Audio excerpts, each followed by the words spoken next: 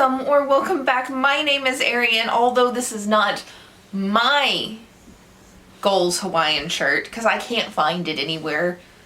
It got lost in a move. I did steal a Hawaiian shirt out of my boyfriend's closet, so there's some continuity in the Goals videos. It's good luck to wear a Hawaiian shirt while filming your Goals video. Alright, this one should be short and sweet. I don't usually set a whole lot of goals for myself as far as reading goes, because it doesn't make any sense to restrict your reading. These are just things that I would like to hopefully think about as the year goes by, but probably will not, because I'm going to record this video and probably forget about everything. Just like I did last year. But let's go. Let's start with the one thing that I won't forget about, and that is my Goodreads goal, because I set it on Goodreads. I'm gonna put it at 200 again. 2023, I was right around 200. The years before, I've been like 250 plus. So it could go higher, it could go lower. How many books you read a year doesn't really matter. And is this really a goal? No, it's kind of what I expect myself to read based on historical evidence of how many books I typically read a year. If your goal is 1 and you hit that goal, you have done a fantastic job. I have no hobbies other than reading, which is why I read so many books. Over to specific goals within reading. None of these are hard and fast goals. It's just something that I would like to think about as I choose what genres I read throughout the year. My highest genre every year is always fantasy. This year it's much lower than it's been in previous years, which you'll see. I think I do that one on the 31st, but nothing is going to top fantasy. But I would like to diversify my reading and not only read fantasy and sci-fi, which is how it's been a couple of years. I would like 10% of my reads next year to be nonfiction reads, which I believe is perfectly doable. I typically read at least one nonfiction every month, but let's up that to like 2 or 3 every month, and I should hit 10% of my reads at nonfiction.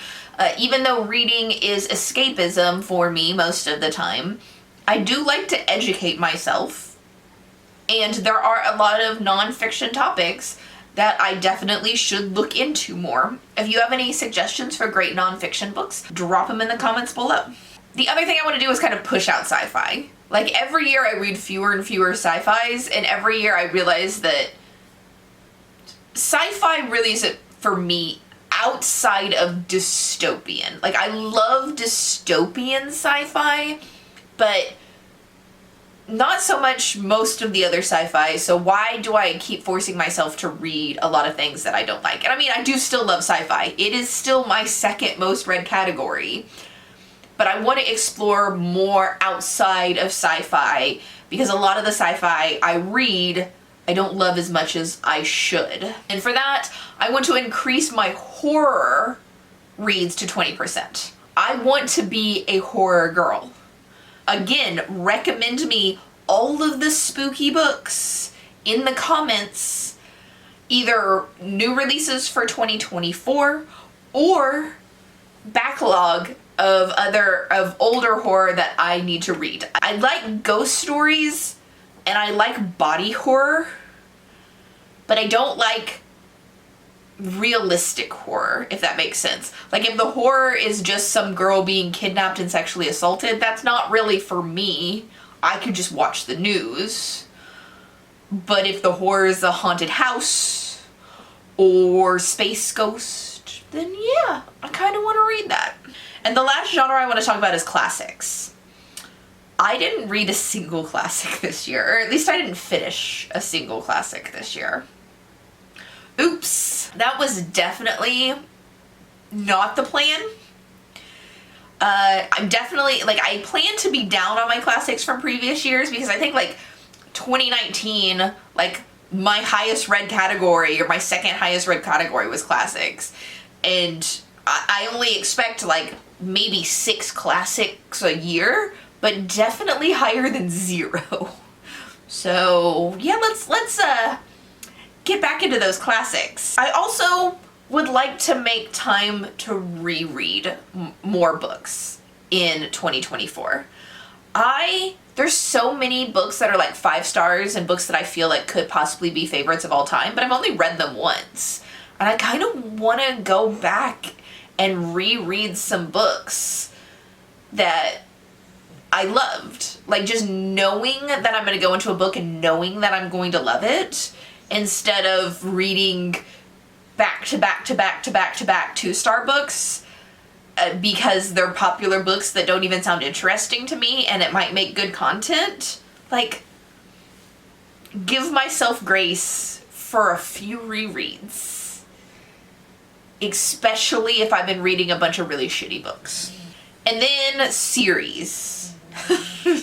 You're gonna see in my upcoming video about the series that I have read and started this year that I was doing so well until September, and then it was just like, pew! And I started so many new series in the back half of this year, and I feel like I'm never going to catch up. Just for some quick context, I have started 53 series that I want to continue on. And out of those 53, there are 33 where the next book is available and I could start reading it right now. And that number is just going to keep going up because right now I'm starting a bunch of romantasy series, and there are series that have the next book coming out next year. Like, I need to like hardcore get some of these series off my TBR and stop starting new series that I don't have time to read. Series. 2024 is the year of the series. Alright, though that's really the bookish goals. Nothing hardcore other than that series thing. Girl, I need to get that. But let's go into the channel goals. I would like to continue putting out 1 video a week so you guys get content. And making videos motivates me to read more, which is what I like to do. If I'm reading, I am not on TikTok, and we've already talked about my TikTok addiction, and we don't need to go into this further yet. But continue with 1 video a week. I was getting too burnt out on 2 videos a week, so we're comfortable with 1. And then my sub goal, which is you guys. I would like to hit 1,000 subs this year and get monetized finally. So that would be really, really nice. But I can't force you to sub. So if you see this video and you like watching my videos, I would really appreciate a sub. It'll eventually help me get monetized, and it's just like a lovely little thing to see. New person has subscribed to your channel. Like, waking up in the morning and like checking my notifications and seeing that like 3 or 4 people have subbed to me overnight, it just starts my day off pleasantly. And I would really like to continue that pleasantness into 2024. So again, I appreciate you, but that's it. That's all the goals. Super simple, not trying to stress myself out. Like, who wants to stress themselves out with a hobby? That just makes you not want to do your hobby if you're stressing about doing your hobby, right? But that's it. Thank you for being here. I will see you tomorrow for something. I don't remember what video I'm putting up tomorrow, but I'll see you for that video. Bye.